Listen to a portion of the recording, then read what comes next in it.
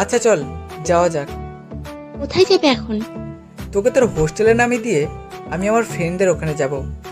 কাল থেকে ভার্সিটির কোচিং করবো তো, তাই ওদের সাথে কিছু সাজেস্ট করা দরকার। ওকে চলো তাহলে। এভাবেই ওদের সম্পর্ক এগুচ্ছিল। আবিরের ভার্সিটি কোচিং প্লাস ঝিনুকের নিয়মিত ক্লাস, মাঝে মাঝে ঘুরতে যাওয়া আর লুকিয়ে ছাদে গিয়ে ফোনে কথা বলা, এগুলো যেন ওদের রুটিন হয়ে গিয়েছিল। এর মাঝে ঝিনুকের অনেক বন্ধু বান্ধবী হয়ে গিয়েছিল কলেজে। একদিন সকাল 9টায় কলেজ ক্যাম্পাসে। ওই ঝিনুকের বাচ্চা, তুই এইখানে? আর আমি তোকে কোথায় না কোথায় খুঁজেছি। কেন, কি হয়েছে? এত খুঁজছিস কেন? আরে বুঝিস না ঝিনুক, শান্তা তোর জন্য না, বরং তার গুণধর ভাইয়ের জন্য খুঁজে যাচ্ছে। ওই আমার ভাইকে নিয়ে একদম মজা করবি না, বলে দিলাম। তুই জানিস আমার ভাই কত হ্যান্ডসাম। ওকে ওকে, এবার স্টপ। আচ্ছা শান্তা, তুই তো জানিস আমি আবিরকে ভালোবাসি, তারপরেও কেন তুই এমন করিস? আমি কি করব বল? সে তো আমাকে জ্বালিয়ে মারছে।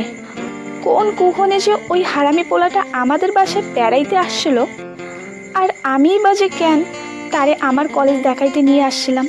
আচ্ছা, যা হয়েছে তা নিয়ে আর মাথা ব্যথা করে কোনো লাভ নাই। তোর ফারাবি ভাইয়াকে বলে দিস, তার জন্য সামনে অনেক ভালো কিছু অপেক্ষা করছে। শুধু শুধু আমার পেছনে ঘুরে কোনো লাভ নেই। ওনার জন্য আমি শুধুমাত্র একটা মরিচিকা ছাড়া আর কিছুই না। কে বলেছে তুমি আমার জন্য মরিচিকা? ছেলে কণ্ঠ পেয়ে ঝিনুক ও তার বান্ধবীরা সাথে সাথে পিছু ফিরে। তাদের পিছনে ফারাবি দাঁড়িয়ে আছে। আপনি আবার এসেছেন? তার আগে বলো, তুমি নিজেকে মরিচিকা বললে কেন? কারণ আমি অন্য কাউকে ভালোবাসি, তাই আমি আপনার জন্য মরিচিকা। মিথ্যা কথা। আমি জানি তুমি আমার জন্য বর্তমান এবং ভবিষ্যৎ দুটোই। ঘোড়ার মাথা জানেন আপনি। বলেই রাগ দেখিয়ে হন হন করে ক্লাসে চলে গেল ঝিনুক। এইবার বলি ফারাবির কথা। ঝিনুকের বান্ধবী শান্তার মামাতো ভাই ফারাবি। দেখতে যেমন সুদর্শন তেমনই স্মার্ট। প্রথম দেখাতেই যে কোনো মেয়ে তাকে আপন করে নিতে চায়। বাবা মায়ের একমাত্র ছেলে। সে ডিপ্লোমা ইঞ্জিনিয়ারিং পড়ছে, সাথে বাবার বিজনেসও সামলাচ্ছে। শান্তার সাথে ওর কলেজে ঘুরতে এসে ঝিনুককে দেখে। প্রথম দেখাতেই ভালো লেগে গেছে। তখন থেকেই ওর পিছনে আঠার মতো লেগে আছে। ফারাবি এত দুষ্টু নয়, আবার এতটা গম্ভীরও নয়, মাঝামাঝি টাইপের আর কি, যেমনটা অধিকাংশ মেয়েরা চাই। ঝিনুক চলে যেতেই ফারাবি ও যাওয়ার দিকে তাকিয়ে একটা মুচকি হাসি দেয়। মনে মনে বলে, তুমি যত লাফাও না কেন সুন্দরী, বউ আমি তোমাকেই করব। আর কিছু না ভেবেই নিজের গাড়ি করে সেখান থেকে চলে যায় ফারাবি। যাওয়ার আগে শান্তার হাতে কিছু একটা দিয়ে যায়। সেদিন ঝিনুক ক্লাসে গিয়েও মনোযোগ দিতে পারেনি। ওই ফারাবির কথা মনে হলেই অটোমেটিক রাগ চলে আসে তার। কি ভেবেছে কি সে? নিজের অঢেল টাকা পয়সা আছে বলে কি সে যা খুশি তাই করবে?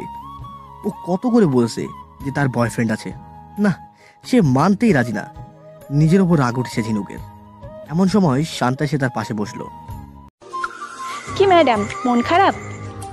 না, মন আমার অনেক ভালো, খুশিতে নাচতে ইচ্ছে করছে। আচ্ছা তাই নাকি? আমি তো ভাবলাম আমার ভাইকে দেখে তুই রাগ হবি, কিন্তু এতটা খুশি হবি ভাবিনি রে। এই কি বললি তুই? কি আবার বলবো, তুই যা বললি আমিও তাই বললাম। রাগাবি না বলে দিলাম, এমনিতেই মাথা অনেক গরম আছে। ওকে বাবা, এখন বল চকলেট খাবি? পাবো কই এখন? আমি এনেছিলাম, খাবি? কি বললি?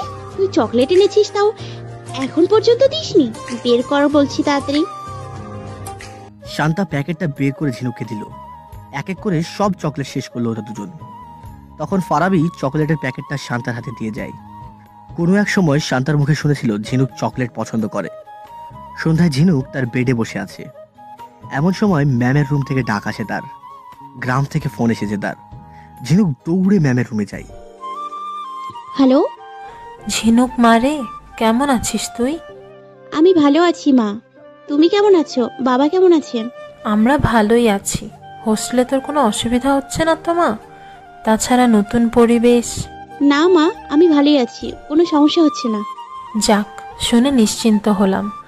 ভালো থাকলেই ভালো। এভাবেই দিনগুলো কেটে যাচ্ছিল ঝিনুকের। দেখতে দেখতে একটা বছর কেটে গেল। এর মধ্যে আবির ঢাকা ভার্সিটির চান্স পেয়ে সেখানে হোস্টেলে থাকতে শুরু করে। সাথে সে একটা জবও পায়। একটা 5 স্টার হোটেলের ইনচার্জ পদে জব পায় সে। উন্নত জায়গায় অনেক বড় একটা হোটেল। তার এক বন্ধুর মাধ্যমে জবটা পায় সে। স্যালারিও খুব ভালো।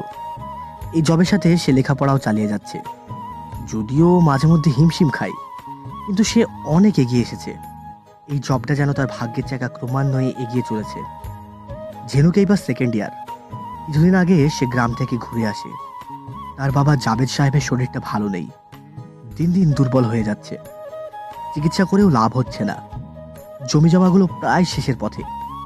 একটা একটা জমি বেচে বেচে চিকিৎসা করছে, কিন্তু আশার আলো দেখতে পাচ্ছে না। স্বামীর চিন্তায় ঝিনুকের মাও যেন নিস্তেজ হয়ে যাচ্ছে দিন দিন। ঢাকা শহরের বিশিষ্ট বিজনেসম্যান আশরাফ চৌধুরী, ওনার কোম্পানির নতুন এমডির জন্য পিএ নিয়োগের বিজ্ঞাপন দেন তিনি। বিজ্ঞাপনটা এড়িয়ে যায়নি ঝিনুকের চোখ থেকে। অবশ্য বিজ্ঞাপনটা ঝিনুকের কাছে এনে দেয় আনিকা। ঝিনুকের বর্তমান ফ্যামিলির অবস্থা সে জানে, সবটাই ঝিনুক তার কাছে শেয়ার করেছে। এই জবটা হলে ঝিনুকের অনেক সাহায্য হতো। ঝিনুক জব পেপারটা খুঁটিয়ে খুঁটিয়ে দেখছিল। তার সাথে সে যেন কিছু একটা আশার আলোও দেখতে পাচ্ছিল। মুহূর্তেই ঝিনুকের মুখটা মলিন হয়ে গেল। ঝিনুক ছাদে গিয়ে আবিরকে ফোন দেয়। প্রথমবার রিং হয়ে কেটে যায়। দ্বিতীয়বারের মাথায় আবির রিসিভ করে। কেমন আছো? ভালো। তুমি কেমন আছো ঝিনুক? তুমি অনেক পাল্টে গেছো আবির। মানে? এই যে আগে কখনো আমাকে ঝিনুক নামে ডাকতে না, কিন্তু এখন সেইটা ডাকো। আগে আমার সাথে কথা না বলে থাকতে পারতে না, কিন্তু এখন বেশ পারো। অভিমান করেছো? না তো। রাগ করো না প্লিজ। জানোই তো আমি সারাটা দিন কতটা প্রেশারের মধ্যে থাকি। জব ঠিকঠাক মতো করতে হয়, একটু 19-20 হলে জিএম স্যারের বকুনি শুনতে হয়। ওদিকে লেখাপড়ার চাপ, কি থেকে কি করব বুঝতে পারি না। বুঝতে পেরেছি। চাচির খবর কি? ওনার শরীর কেমন আছে? বেশি ভালো নেই, মায়ের জন্য চিন্তা হয়। তাই আমার অফিসের পাশেই একটা বাসা কেনার চেষ্টা করছি। বাসা কোথায় পাবে? আর ঢাকায় বাসা কেনা মানে তো অনেক টাকার ব্যাপার। আমার অফিসের পাশেই একজন লোক ওনার বাসাটা বিক্রি করবে। এইখানে ওনার কেউ নেই, ছেলে বউ সবাই লন্ডনে থাকে। সামনের মাসে ওনার ছেলে ওনাকে লন্ডনে নিয়ে যাবে, তাই উনি ওনার বাসাটা কম দামেই বেচে দেবে। ও, তাহলে তো ভালোই হয়। হ্যাঁ, আমি ওনার সাথে আলাপ করেছি। ভদ্রলোক খুবই ভালো। আশা করছি বাসাটাকে কিনতে পারবো। 2টি বেডরুম, লাগোয়া বাথরুম সহ, একটা গেস্ট রুম, একটা চিকেন রুম প্লাস ওয়াশরুম, দক্ষিণ মুখে বারান্দা। জাস্ট অসম একটা বাসা। বাহ, তাই? বাসাটা কিনতে পারলেই মাকে এখানে নিয়ে আসবো। ভালোই হবে। বয়স্ক মানুষ, তোমার কাছে নিয়ে আসলেই ভালো হবে। তাই তোমাকেও নিয়ে আসবো। মাকে নিয়ে এসেই তোমার কথা বলবো, যেন তোমাকে সারা জীবনের জন্য আমার কাছে নিয়ে আসতে পারি। ঝিনুক কিছু বলল না, শুধু চুপচাপ শুনে যাচ্ছে। শুনো, আমার অনেক দিনের ইচ্ছা ছিল আমার একটা ছোট্ট বাসা হবে, সেখানে ছোট্ট একটা সংসার পাতবো। সারাদিন অফিস থেকে এসে ক্লান্ত হয়ে যখন বসবো, তুমি তোমার আঁচল দিয়ে আমার মুখ মুছে দেবে, আমার ক্লান্তি দূর করে দেবে। কি করছো? তোমার কি কোনো ইচ্ছা নেই? জানি না। শোনো, আমাদের ছোট সংসারটা কিন্তু ছোট থাকবে না। আমাদের অনেকগুলি ছেলে মেয়ে হবে। ধরো একটা ফুটবল টিম।